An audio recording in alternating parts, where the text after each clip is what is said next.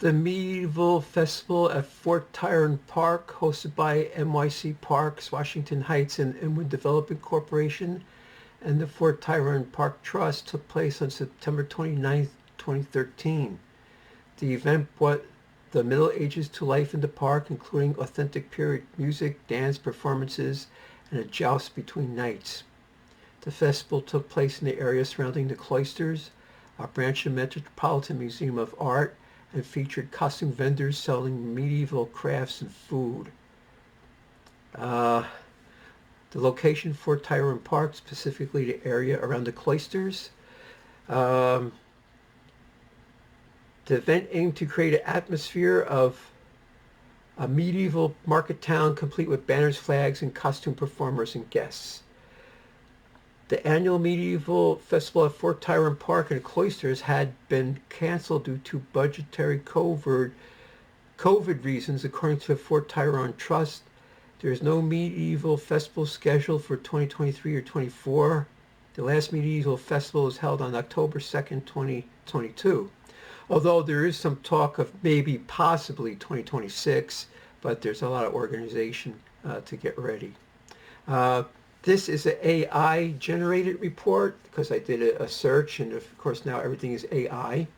Now AI, they could use your data, your personal data, anything that you put online on YouTube, Facebook, Flickr, Reddit, anywhere, anything that you put online.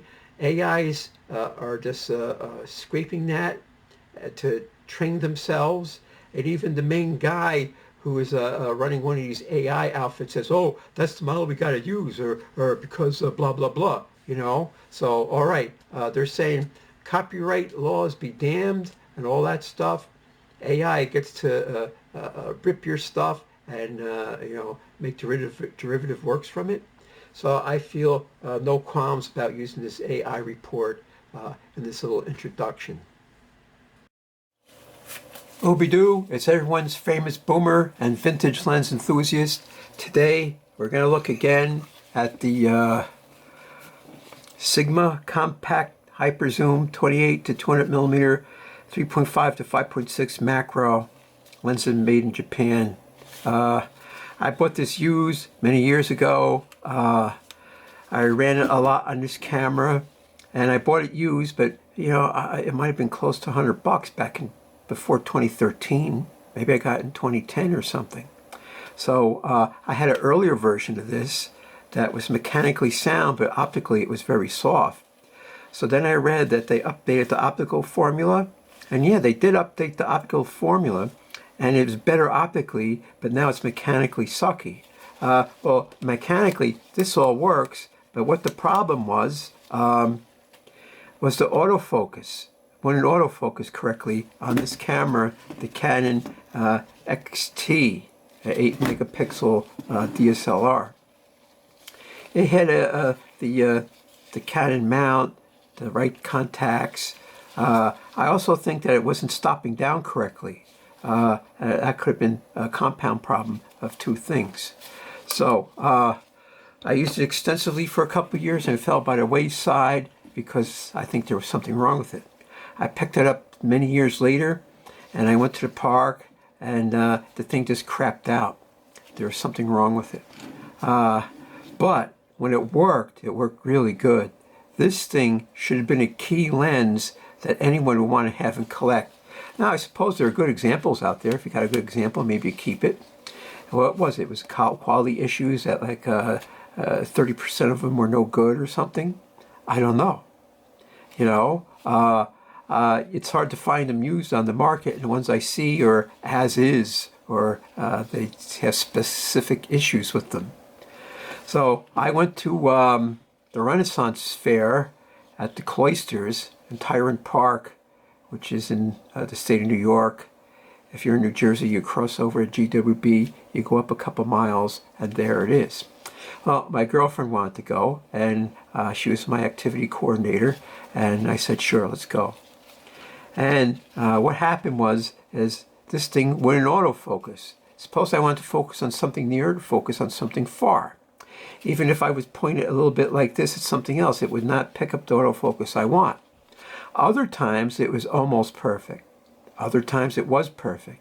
When this thing was perfect, it was an outstanding performer. No doubt about it. It had high definition. It had good resolution throughout the range, throughout the whole range, from 28 to 200. It was sharp. I was stopping down at f8, 9, and 10. And I think it wasn't stopping down all the way. It's because you dial in with your camera, right? There's no aperture ring, so I had to go through the camera. So it has some sort of difficulties communicating with the camera and translating it into some physical thing that the lens was supposed to do. It did send over the EXIF data, that whatever focal length you were at, it gave you that. You know, that was great.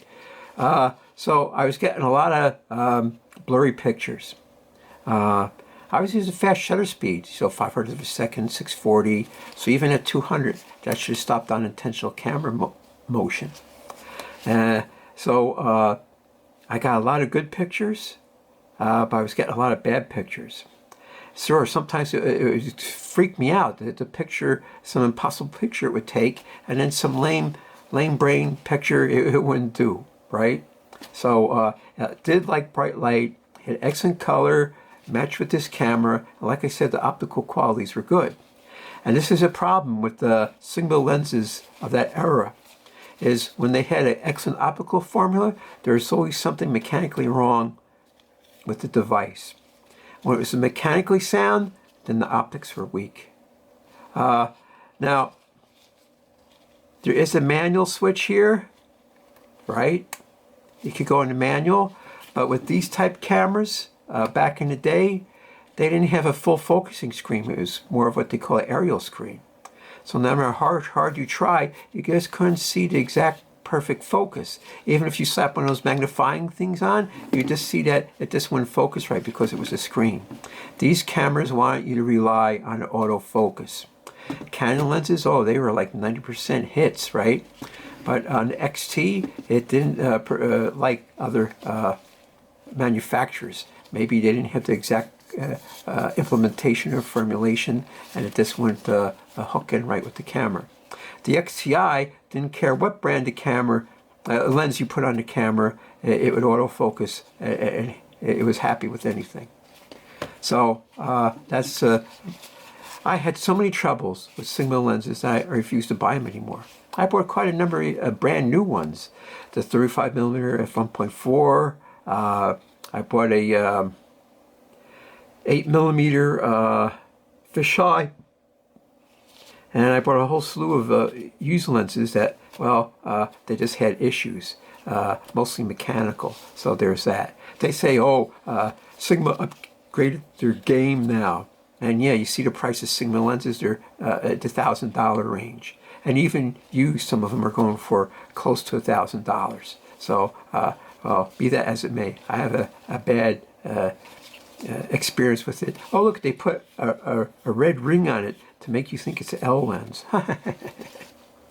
So, I went to this Renaissance Festival, the Medieval Fair, whatever it was, and I got some really great pictures. And there's a couple times where the lens and camera combination worked perfect, and I was very happy.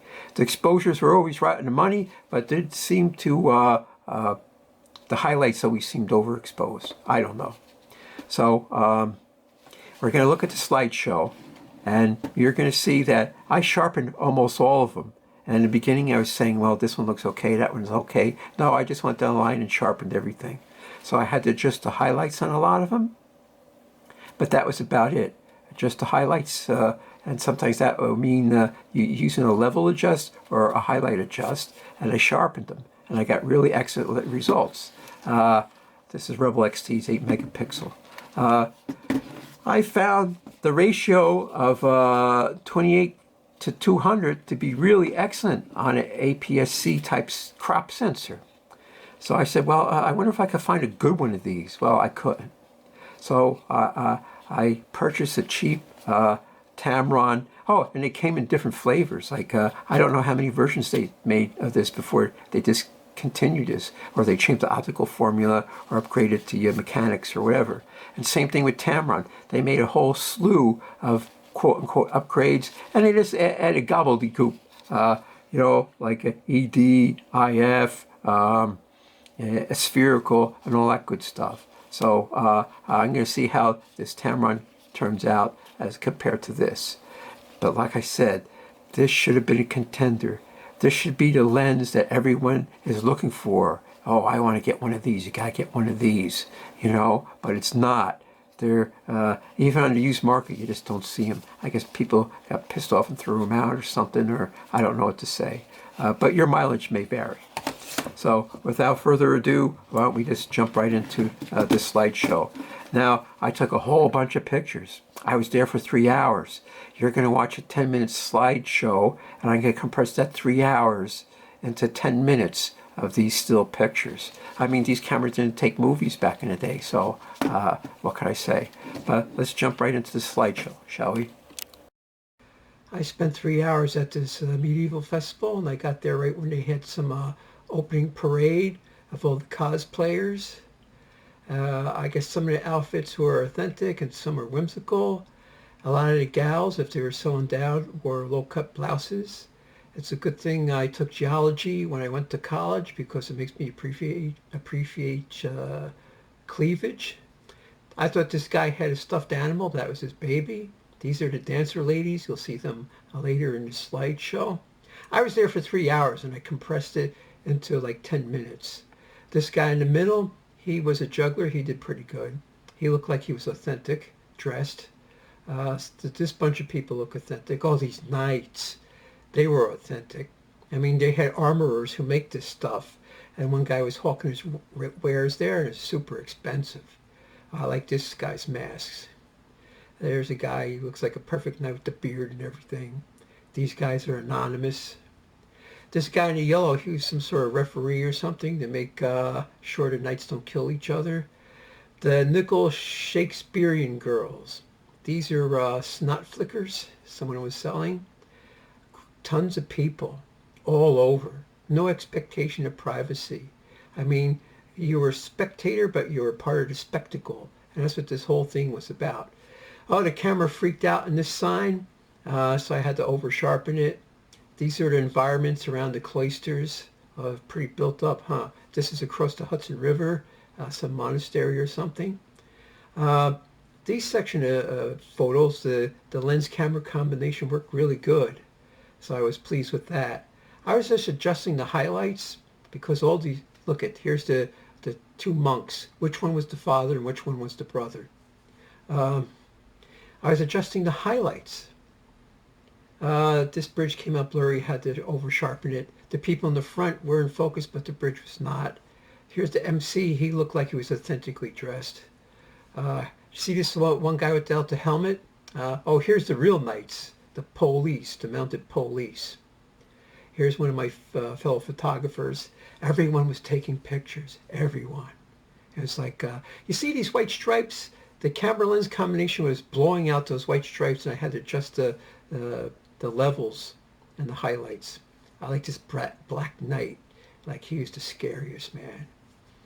He looks like a bishop or not a pawn, that's for sure. The camera worked really good on some pictures, and then boom, it didn't work good on others. Like this lens, the Sigma Hyper Zoom 28 to 200, 3.8 to 3.5 to 5.6. I mean, I might have got a bad copy, but I had so many Sigma lenses that were bad copies, either used or new, that I just gave up on them. But this lens should have been like a key lens that everyone hunted for. You got to get yourself a Sigma Hyper Zoom 28 to 200. Oh no, it just sucks. Mechanically, it sucked. Optically, it was great. Now, you see, when I bought this lens, since it's for Canon, it didn't have a aperture ring, so you can forget that, controlled by the camera. And I think that was part of the problem. I was setting at f9 and f10, maybe I was getting f6.3. Plus the autofocus would sometimes work perfectly, sometimes be almost there. and a lot of times be out. I mean, I had 25% failure rate at this venue, which really pissed me off. And one of the reasons I took a lot of pictures was because when I was viewing the pictures, I could see they were blurry. So I kept going again and again. And once I figured out that something was wrong, I would take like 4 pictures in a row, hoping one of them would come out. And a lot of them did. I had a whole session where a lot of them came out on target and in sharp and or really, really close. And then all of a sudden, I get like 4 in a row that were completely wigged out. Now, when you press the review button and you go to hit the magnifier, if you forget to hit the review button and it's still in the instant replay mode, it'll go to pick your focus point. So if you're not paying attention when you go hit the magnifier button, it changes your focus point. And that could have been part of my problem. But I did some tests later, in a controlled environment like in my living room, and there was something wrong with this lens. And I'm sorry because I really liked it. This is a picture. I took a picture of his knees, then his midsection, and then his top. But what they're crops from one frame. Now look at the mirror finish on some of these. If you look at the helmets, some of them have big dents on them. These guys are welling away on each other with this dull metallic clunking. And then see that one guy, how messed up his helmet is? Man. Now you see here, almost in focus, but just not quite. And that's the way this lens worked. And here's a falconer. And I took a bunch of pictures of him because the bird was posing in different poses. And I thought it was interesting. And you learned a lot about falconry. But the cool part was when the bird took off. Like the camera worked perfectly for this shot. And this shot too. Oh my God. And then it was nailing these. Like it's the camera lens combination. So I couldn't figure out how come sometimes the camera worked and sometimes it didn't. Check this out. The bird sailing back next to this lady. So now later on, instead of just unsharp masking some of them and not some of them, I just unsharp masked all of them. So even if they were sharp, they looked even sharper. Now you got to remember, this is an 8 megapixel camera. Now they have a Pentax version that I think has a aperture ring, and a Nikon F version might have an aperture ring. Because even some D lenses, here's some more photographers. Everyone was taking pictures there. There's no expectation of privacy. All these cosplayers, they wanted their pictures taken, and you were part of the crowd and the ambiance. Look at what the camera did here. It caught these heat waves coming off the stick that he was juggling. And sometimes it just worked perfectly, and sometimes it just didn't seem to want to work at all. And I don't know. What can I say about Sigma? I've seen this a lot in older lenses. You're better off buying some other brand older lens. Oh, I'm glad I was a geologist and I learned about cleavage, man. That's all I got to say. Now, these pictures are 12 years old because it's 2025 when I'm posting this, and they're from 2013. Now, what happened to these people? Are they still in the circuit? If I go there again, will I see them? Now, the Medieval Festival wasn't held in 2023, 2024. Looks like it's not being held in 2025. There's just talk of reviving it in 2026. They're trying to get people mixed up in it right now. Now, do these people do like a circuit, like they do the Medieval Festival? They pack up and go somewhere else and put their show on again.